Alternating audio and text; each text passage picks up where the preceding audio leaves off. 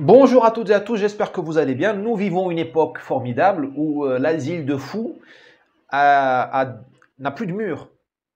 La ville est devenue un asile de fous. C'est-à-dire que maintenant, les fous sont partout, les fous nous gouvernent. Jadis, il y avait des pavillons de fous, il y avait des prisons pour les fous, il y avait le grand enfermement que Foucault a si bien décrit et dénoncé. Là, c'est la grande ouverture, la grande libération des fous.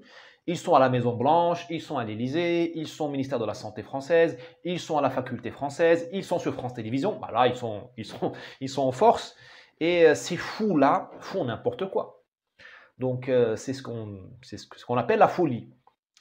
Alors, il y a des folies qui sont comment dirais-je, qui sont toxiques et et d'autres qui sont comiques. Là, il y a une certaine folie qui est à la fois toxique et comique. C'est la décision américaine de boycotter le pétrole russe et d'acheter le pétrole vénézuélien. Donc là, le toxique, c'est que boycotter le pétrole russe, ça va faire exploser le prix du pétrole, c'est déjà le cas, et ça va priver l'Europe du pétrole qu'elle consomme, d'une partie du pétrole qu'elle consomme, qui est russe. Le côté comique, c'est que le Venezuela était un pestiféré jusqu'à il n'y a pas longtemps. C'est un État voyou. En plus, c'est un État allié des Russes. Donc M. Biden, il engueule Poutine, mais il va faire se coucher dans le lit de Maduro, qui est le seul allié de Poutine dans l'Amérique du Sud, avec les Cubains et le Nicaragua. Bon, le Nicaragua, c'est un micro-pays.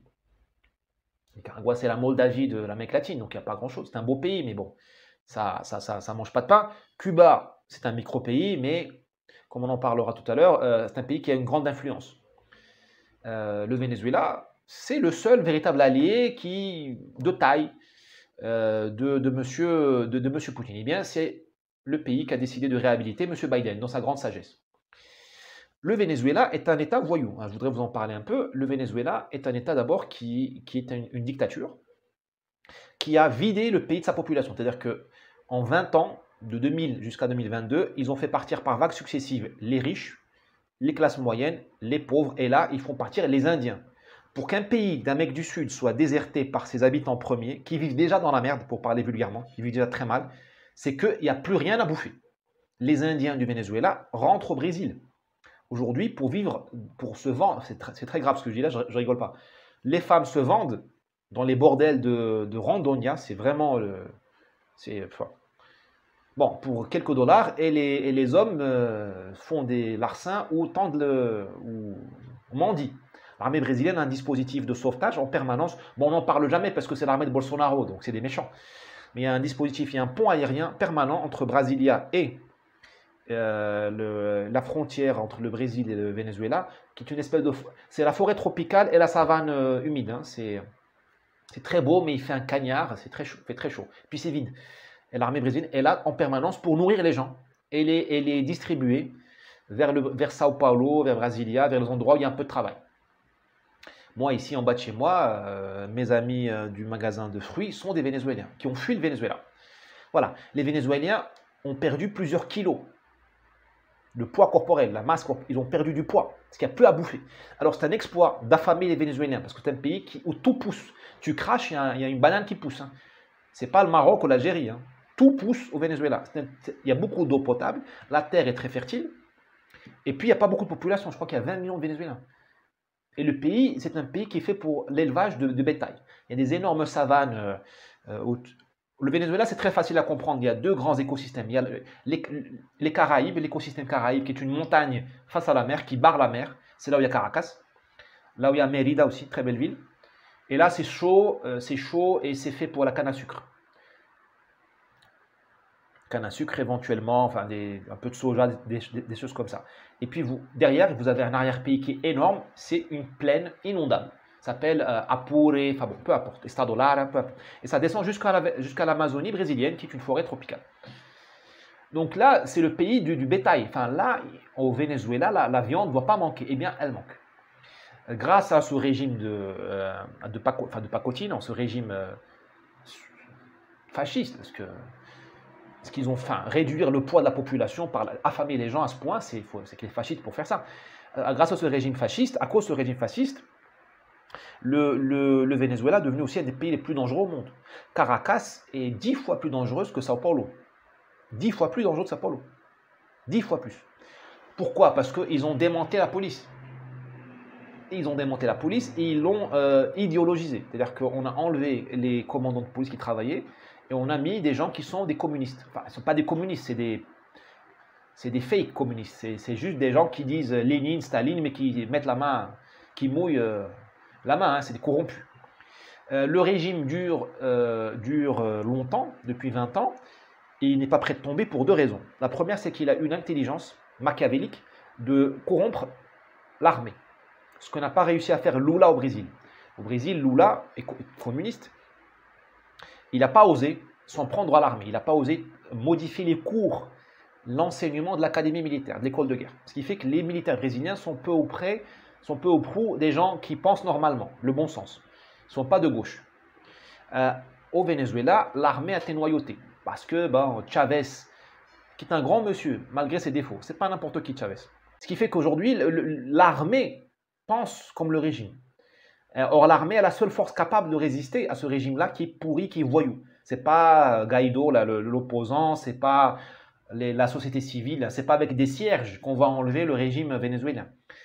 Voilà, première chose. C'est pour ça que le Brésil s'est débarrassé de Lula, parce que l'armée était là. L'armée, elle a dit, on veut plus de Lula. Et donc la justice a pu sortir. Si l'armée était communiste, la justice brésilienne n'aurait jamais pu sortir Lula. Deuxième point, pourquoi le régime vénézuélien n'est pas prêt de tomber? Cuba. Ce régime est colonisé par le Cubain. La police politique, les services secrets du régime vénézuélien est staffé, comme on dit, par des Cubains. Il paraît qu'à Caracas, à la douane, les Cubains font le contrôle. Parce que le Cuba n'a pas de pétrole, elle ne travaille pas parce que c'est des communistes. Et bon, pour plein de raisons. Donc, elle a colonisé le Venezuela, pas en lui envoyant sa population, mais en lui envoyant ses médecins, parce que les médecins vénézuéliens sont partis, en lui envoyant ses ingénieurs, en lui envoyant ses agronomes et ses flics. Ce qui fait qu'il y a une symbiose aujourd'hui entre les services, entre l'État profond cubain, qui n'est pas né de la dernière pluie, et l'État profond vénézuélien, et ce qui fait que les oppositions sont tuées dans l'œuf. Et les Cubains, ce n'est pas des plaisantins en termes de gestion policière, d'État policier. Et là, avec le cadeau que va faire M. Biden, les démocrates, moi, on m'avait dit que M. Trump était dangereux. Je vois que c'est M. Biden qui est dangereux. Le cadeau pétrolier, hein, les achats de pétrole qui seront faits au Venezuela, là, c'est le cadeau. Là, le régime va durer pendant longtemps. Conséquence de tout ça, la plus rapide, c'est que deux conséquences. D'abord, les cartels vont avoir des beaux jours devant eux, parce que le Venezuela est devenu un État cartel, parce que l'armée vénézuélienne gère les corridors de transfert de la drogue, qui passent soit des corridors aériens avec des avions plus ou moins amateurs, plus ou moins petits, enfin il y a même des grands vols, enfin des avions, des Boeing qui partent chargés de drogue, ou des corridors maritimes vers les îles françaises, ou même vers l'Europe, ou vers la Guinée-Bissau. Donc là, là c'est le bonheur, parce que les Américains vont leur foutre la paix. La DEA, tout ça, Interpol, ils ne vont pas aller titiller les Vénézuéliens. Sachant qu'il y a un copain du président Maduro qui est en voie d'extradition, si ce n'est déjà le fait, M. Saad. Il y a une coupure d'eau, coupure d'électricité. C'est un complot du Venezuela. Je plaisante. Donc il y a M. Saad qui est en prison, je crois, où on voit d'être extradité vers les États-Unis. Donc grand trafiquant, grand responsable du blanchiment d'argent. Donc première chose, première conséquence gravissime. La cocaïne va à des grands jours devant elle, des beaux jours devant elle. Deuxième conséquence, c'est la Colombie, où le Venezuela a un rôle délétère, toxique, parce qu'il finance les FARC et d'autres rébellions comme l'ELN. On ne entrera pas dans les détails des guérillas colombiennes, même les Colombiens s'y perdent. Donc là, vous avez l'argent qui va tomber qui va pleuvoir sur le Venezuela. Il va aller armer ces guérillas-là qui vont détruire ce pays-là qui est essentiel pour la sécurité des Américains. Donc les Américains jouent contre leurs propres intérêts et qui est essentiel pour la sécurité du monde parce qu'il est à cheval entre le Pacifique et l'Atlantique, en plus d'être un des plus beaux pays du monde. Et ça, vous savez, mon amour pour la Colombie. Voilà où nous emmène M. Biden. Alors, il ne faudrait pas s'en émouvoir, et ce sera ma conclusion. Vous avez aujourd'hui des élites mondiales qui ont deux problèmes. D'abord, elles n'arrivent pas à connecter les conséquences de leurs actes avec leurs actes. C'est-à-dire que là, elles se tirent une balle dans le pied, et dans 2 jours, elles vont pleurer parce que la cocaïne inonde Chicago, inonde Marseille, ou parce que le pétrole coûte cher, ou parce que le Venezuela opprime ses homosexuels. On va te dire, ah, le Venezuela opprime ses femmes, les homosexuels. Mais c'est vous qui avez qui avait financé ce régime. La même chose avec le Covid. Ils ont détruit l'économie mondiale au prétexte du Covid. Et là, ils vous disent, ah, il y a la pauvreté, mais il y a les dépressions. Mais les gars, c'est vous qui avez confiné tout le monde. Ces gens, donc ça, première chose. Deuxième chose, ils font tout, face à des problèmes réels, ils prennent des mauvaises décisions, systématiquement. Face au Covid, ils ont confiné, donc ils ont détruit l'économie.